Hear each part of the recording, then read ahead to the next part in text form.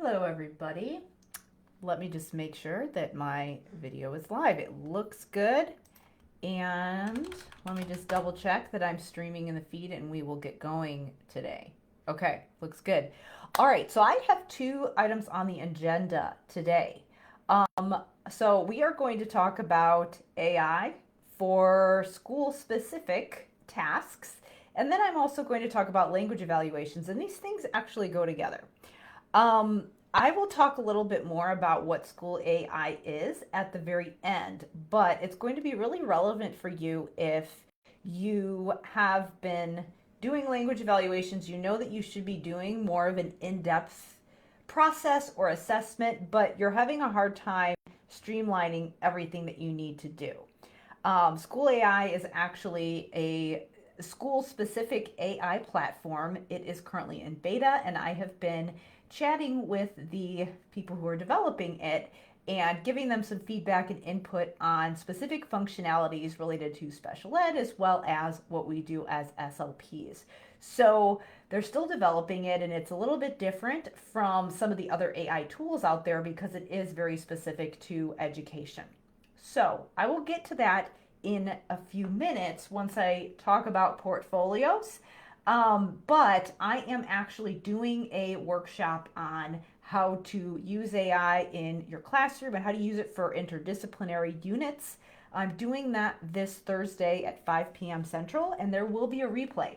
So if you are interested in learning how to use AI in a school-specific context and you want to learn about a tool that's being developed that is actually specific to a school setting, actually they developed it with kind of a special ed mindset. And so it's really interesting, and there is going to be a unique opportunity to really be able to be one of the initial testers and get some good opportunities. So I'm going to talk about that at the end. But first I wanted to talk about language evaluations and portfolios. So I actually have a number of different things coming up here. I do have a podcast episode coming out on multilingual evaluations in the next month. And if you want some information about how to do a portfolio assessment, it's going to be really useful. Now, it is relevant to students who are bilingual or multilingual, but it's also just best practices for any language evaluation. So we talked through some things to consider. You're definitely going to want to keep your eyes open for that episode on the De facto Leaders podcast. It's about multilingual evaluations, and it will be coming out in April. So keep your eyes peeled for that. But I am going to talk a little bit about the components that you want to think about for language evaluations and just the mindset that you want to have, because I've gotten a handful of questions about what tools you can use for language assessments and just how you can streamline that process. So first, let's talk about what we actually need in order to be able to make a good decision.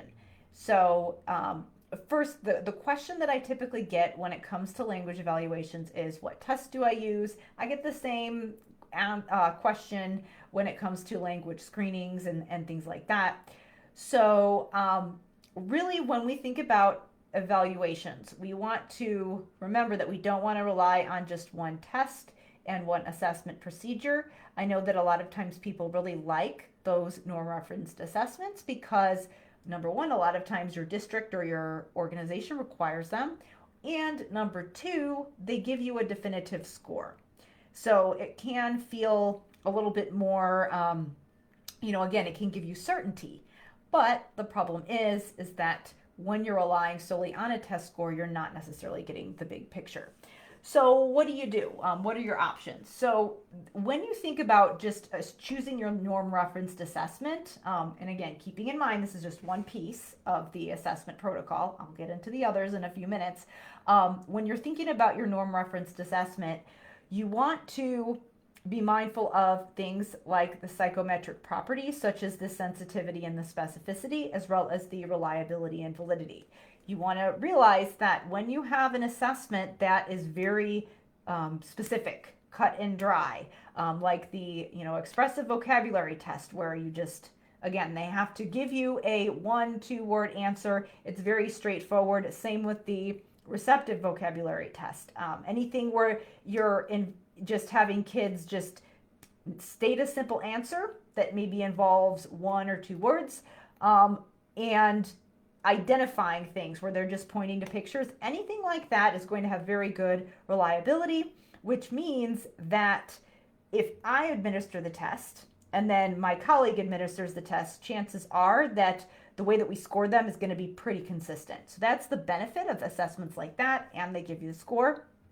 And there are some correlations there with that and other things. I'm definitely not saying that they're not valid, but the problem with that is that we know that language and vocabulary and just language use goes way beyond just naming and identifying vocabulary. So we want to dive deeper into those other things. So that's why we would want to use a language evaluation that is more comprehensive, that dives into some of those other areas. So again, the Cell 5 breaks it down into a lot of different areas.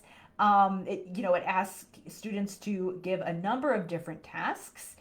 Things like the language processing test also does that. The listening comprehension test, again, they give you more information.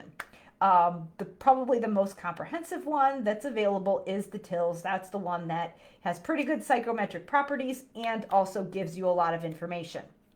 Now, the problem with some of those tests, especially something like the SELF, is that the SELF does have some issues with sensitivity. So yes, we break down all the different areas, but despite that, it tends to miss kids some of the time.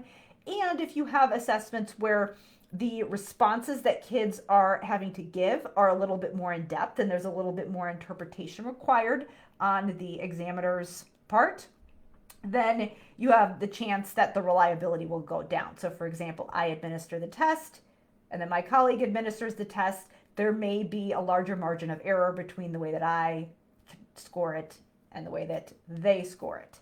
So those are kind of some things to consider.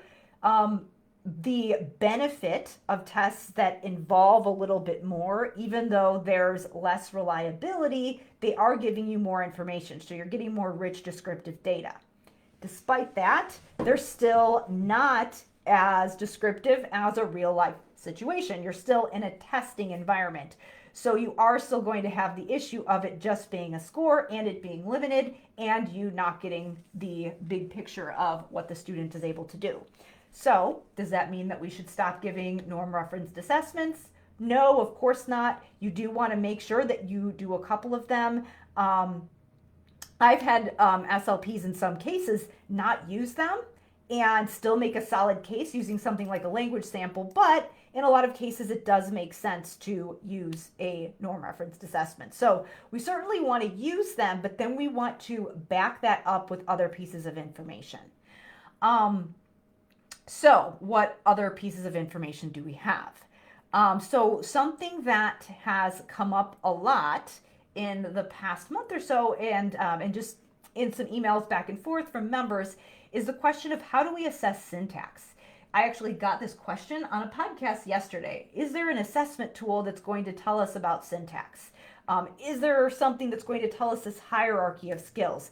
Everybody wants that. There isn't something that really gives us that. Yes, there are certain subtests on some of these language evaluations that do dive into syntax and give us somewhat of an objective measure. Any test that requires any type of sentence formulation or sentence imitation is going to tap into syntax, or even some of those assessments where kids have to finish a sentence and use the right grammar. That gives you some idea of their ability to use different sentence structures, but it's not going to give you that nice hierarchy of skills of what skills do we need at what grade level. So the question becomes, if we need a little bit more information about what specific syntax skills students need to work on, how do we get that information? We might be able to use those formal assessments to help us, again, get at least some of a standard score, give you some objective measure. But then what that's going to do is give you more information about where you need to go with backing up your data from other sources, where you need to go with collecting non-standardized data. So, I mean, let's say that you administered something like the owls or the castle that gives you an expressive and a receptive score, but really doesn't break things down. But you're noticing that maybe, based on some of their responses, that you're noticing some of those issues with syntax, and you want to dive deeper into what might be the issue. So, some other things that you could do as far as non-standardized tools would be something like directed questions or sentence imitation. Again, with sentence imitation, what you could do is just use some of the probes from your ultimate guides to syntax. You can take some of those sentences and simply say them to your students, have your students repeat them back. Again, pick out some of those different difficult sentence types, sentences with multiple clauses, sentences, with complex sentence structures, passive voice. So just see if your students can repeat the sentence back to you. What that's going to tell you is, are they able to hold that in and repeat it back to you? Yes, that's going to tap into working memory as well. But if students have a solid sense of sentence structure, they are going to be better able to recall that sentence and repeat it back to you. Again, there's multiple things going on here, but they don't have to use as much of their working memory capacity if they do have a solid sense of that sentence structure. So again, we know that we are looking at multiple pieces of information in here, and that's why we're not using just one tool and one assessment procedure to tap into syntax, but this is one piece of information that can help you to dive deeper. So that's one thing that you can do, is that sentence imitation piece. And what you can also do is directed questions. So again, say a sentence that has one of those complex sentence structures and then just repeat it back. Not have them repeat it back. Answer a question about it. Okay, so again, I know that I've talked about this on the last Q&A, but again, we have standardized assessments, non-standardized assessments, and then your portfolio approach being that you're looking at things like writing samples and reading comprehension assessments. And then you may also be doing a language sample as well. So the question becomes, how do we figure out how to write this language evaluation? How do we coordinate all these different things that we might need to do? So obviously you want to have a solid process for doing this.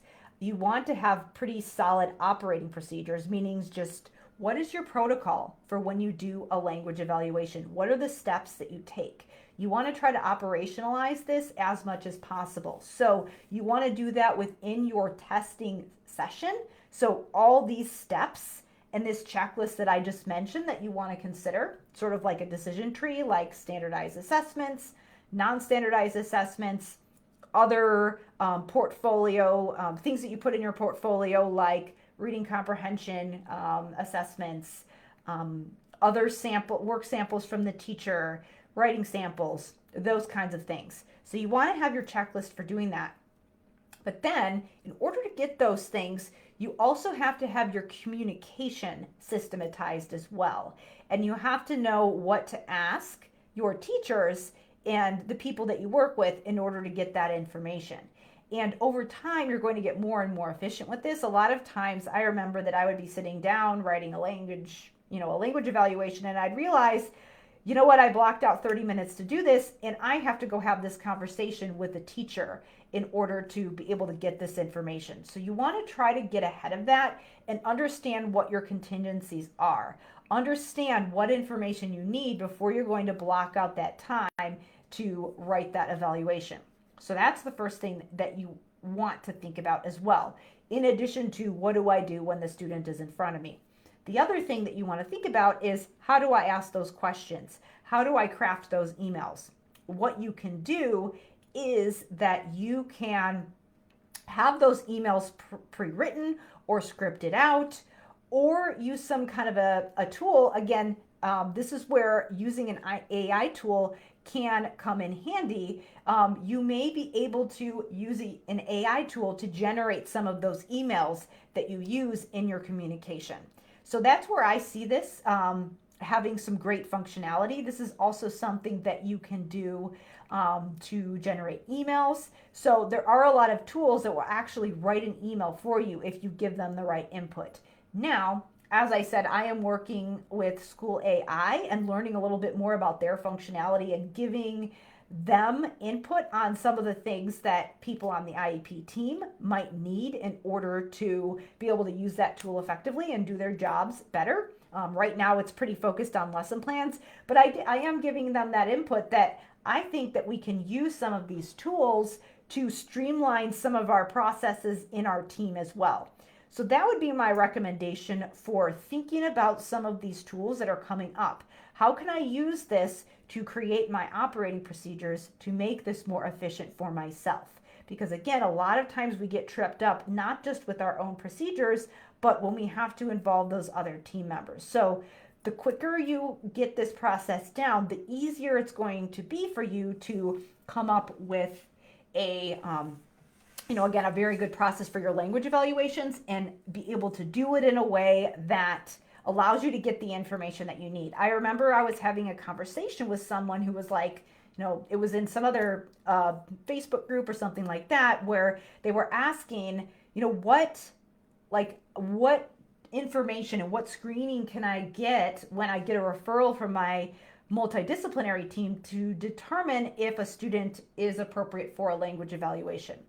So I didn't think about screening like a test. I did have a couple tests that I used to use. I used to use a Self-4, which again, didn't give me a lot of information. It was one piece of information.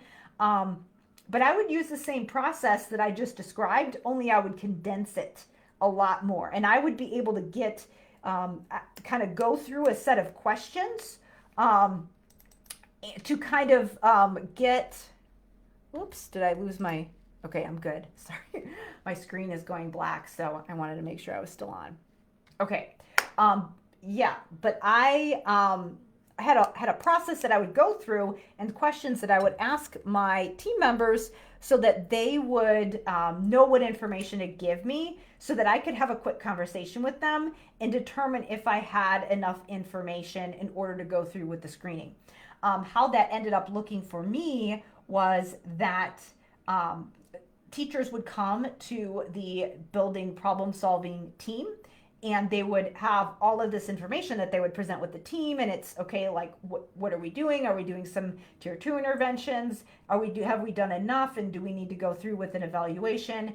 And so what I had to do, and what really the psychologist, the social worker, the other members of the team, special ed teacher, everybody that was on the team, we had to work together to show the teachers what information to bring to those meetings. So when we would actually be in those meetings, I'd be able to make a decision on the spot there. Yes, I do want to go ahead and get consent for the screening. I don't necessarily, or not consent for the screening, but we want to go ahead and move forward with a case study evaluation because I've essentially done the screening or gathered the information that I need in order to move forward. And again, this would be things like looking at some of the descriptive information that the teacher was sharing. How are they describing how the student interacts in the classroom? What work samples do they have that I could take a look at that might indicate if there is a language issue? How are they doing in reading? How are they doing on math word problems? Those kinds of things. And again, I would just go through a series of questions and that would be my screening. One of the objections that I got when I was in that Facebook group was, well, it's not necessarily a screening, it's a process. And the person said, I don't have time for a process. And my response to that is, yes, you do. This could literally be a 5-minute conversation. It doesn't have to be a huge thing. Now, it does take some time to kind of come through and have that response or have those questions that you're asking, but you don't necessarily have to have this long drawn out thing. It can be a simple conversation when you have your procedures outlined really clearly. And again, how things like AI can come into this is that you can use it to, you can use some of these tools to even generate an email or generate some kind of a template to go through some of those questions. Yes, you can generate some of those things on your own, but the more that you feed into these tools, I think that we need to keep going through and really considering what some of these tools can do for these processes to really streamline things. So that is my thought there, is that we want to think about what are all these other steps that I need to do in order to get that report done, get that evaluation done, because a lot of times it's the communication that is causing the holdup. But then, in order to do that, we also need to have a good process when we're working by ourselves. The other thing that I was talking about with the SchoolAI people today is that just talking about what we can do from a standpoint of minimizing paperwork. My initial skepticism with a lot of these AI tools, and this is what I shared with SchoolAI as well, is that I played around with it and it gave some really interesting lesson plans. The thing that we're talking about on Thursday at the workshop is multidisciplinary units, which I think is really relevant for the speech pathologist, because we need to know what's going on in the curriculum. But the thing that I said is, can this tool really be technical and specific enough that it could, in theory, write a report for you or give a description, write some of those narrative descriptions on your evaluation tools, generate some goals or at least some templates for some things that you could use for goals and objectives on an IEP. So those types of things is where I see AI being very helpful. My experience so far is that you do have to know what information to feed the tool in order for it to give you the right information. And then a lot of times when it gives you whatever the output is, a lot of times you have to go in and edit it afterwards. But the main thing is that you don't have to start from scratch. So here's where I think this can be really cool, and where I think there's a lot of potential uses in the future. Another thing that I shared today was, we were kind of trying to play around with it and see, can we say something really obscure or really niche and stick it in this tool and see if it actually does anything useful. And so the things that we did today was I asked it to generate a plan for vocal function exercises. We have a student who has vocal nodules. Does it actually know what to do with that? And the output was, again, it was more for singers and things like that. It did have some functionality there, but again, we needed to fine tune it a little bit. And then the other thing I asked about it was executive functioning. So some of those things that teachers need to do that need to be embedded into lesson plans and curriculum, like, work on vocabulary, work on executive functioning, that really needs to be embedded throughout the day, which is kind of what we do. I shared that it would be really interesting if that could be embedded in some of these lesson plans. So that's something else that I see as really interesting for tools like this, where you as the SLP can use some of these tools to work with your team in order to communicate some of the things that where you might be training them to do things in their classroom to reinforce what you're doing in therapy. So I think that that's really interesting, and I think it's really important for people in the field to be ahead when it comes to innovation in the field. So let me just tell you a little bit about this workshop that's coming up on Thursday. So basically what it is, again, this is SchoolAI is an AI tool that is specifically designed for educators.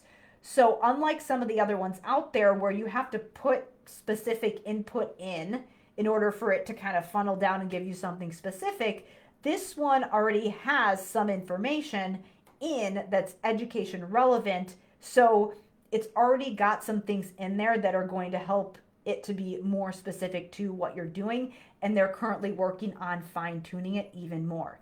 So what we're talking about on Thursday is how to, again, it's called 5 Ways to Supercharge Your Classroom with AI. So we're talking about those multidisciplinary units, those content areas, which is so important for speech pathologists who are covering students who are across many grade levels. So important for them to understand what's going on and what vocabulary is being done, what concepts and processes are being done in the classroom.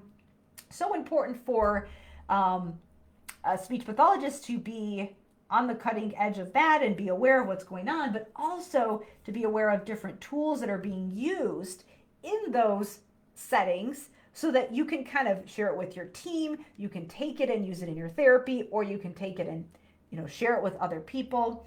And again, like I said, I think that the things that are being used in education in general have capability to be special ed specific, speech pathology specific, social work, psychology, all of those things. It's just a matter of time. So yeah, we're going through, and on Thursday, we're going to talk a little bit about how you can use AI, specifically SchoolAI, for multidisciplinary units in a classroom. And what's even more interesting is that they've asked me to share the link to get on the waiting list for this tool. So basically what that means is that you can be one of the people that tests this out and gives input. So they'll have you use the tool in your sessions, and then you can come back and give input so that you can get access to some of the features before it's actually released. Because right now they're still working on it and customizing it. So if you're interested in that, I will share the link below. I told them that I would specifically invite all of you because I'm interested to see if we can use this tool within the language therapy advanced framework to really take this information and run with it. I know that a lot of times people ask, what we have in here is a framework for doing therapy, but what you have to do on top of that is go and get vocabulary words, again, talk to your teachers and figure out what's going on in the curriculum, as well as, even using different reading passages and finding different sentence probes. So I think it would be really interesting to try to use this tool and try to work with them to figure out ways that we can use that tool to come up with a lot of different probes that you can use within this framework. So if you're interested in that, definitely check it out. You can be one of those people who is a tester for this. Again, it's in beta. They are looking for people to test it out and see what it's like. And so this is actually a great opportunity for you if you want to try it out and you want to, again, be on the cutting edge of this, but also be able to find ways that you can cut down on your paperwork and your planning time and have some input into the way that this tool is built. So I will share the information to the workshop for Thursday. It's at 5 p.m. Central. If you can't make it, still register. There will be a replay sent out afterwards. And then also I am going to share information about the SchoolAI page. If you are interested in being one of those beta testers where you actually get to use this tool before they officially have their full launch and release, you can sign up for that. I'm going to show you the link below, and then what you can do is there's a little link on the page that says join the wait list, and you'll be able to get on that waiting list so that you can get access to it when they do release different beta versions. And definitely tell them I sent you, because then they'll know that you are speech pathology specific and they'll know how to customize it and things like that. So really excited to be sharing those things with you, and I'm excited for what this some of these new things that are coming along the pipeline. So I will share those links to the SchoolAI workshop as well as the tool to just go check it out, play around with it, and see what you think, and get on the waiting list if you're interested in being a beta tester.